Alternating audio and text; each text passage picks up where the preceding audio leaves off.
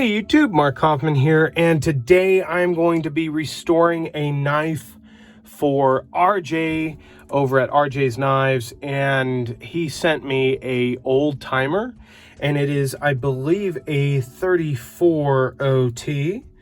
And yeah, it is a 34 OT, and the only reason I'm not showing it to you right now is because I've already finished it.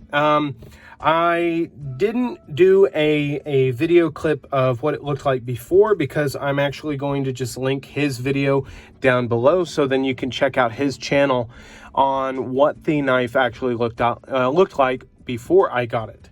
So a few of the issues he was having with this knife is it was a little gunky.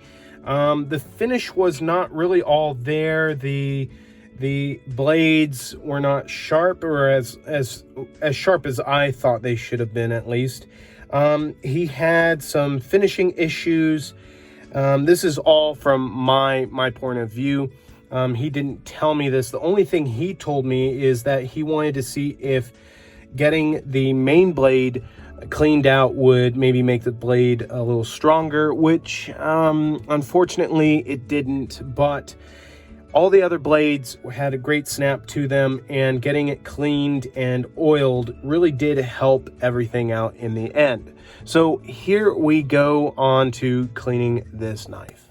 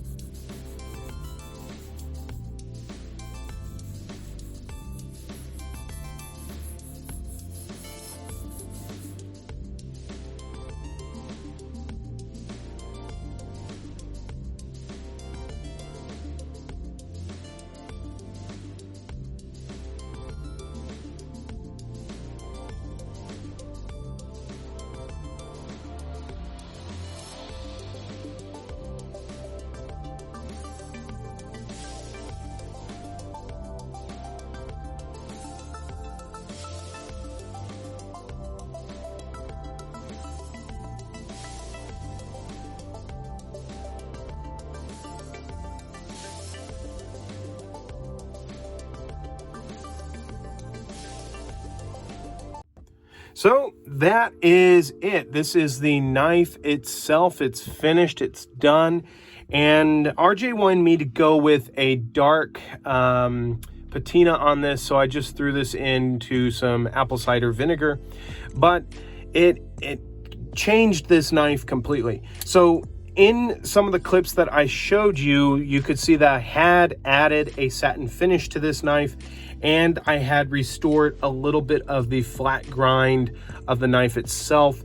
In the use and the life of this knife, there was quite a bit of abuse, and I would have to say inexperienced sharpening that was done to some of the blades from its prior life with its past owner, and I don't believe all that was done by RJ. I know he's more skilled than the person that owned this before. Now the blades here are all nice and sharp. They're ready to go, and the blades are also dark, and they've got a very nice dark patina to them, which will get even darker as you use the knife. Now the blade that has the strongest spring tension is this spay blade, and I was able to get that one nice and sharp. You can see that this has a very wild patina on it. It definitely went all sorts of ways, but I was able to get it all cleaned up. Now, the back side, you can see that this has gotten darker, or has gained a patina, and that is primarily because you've got brass liners, but you've also got carbon steel springs. So this back end is going to be darker, and you do probably need to oil this RJ, especially if you're in a more humid climate.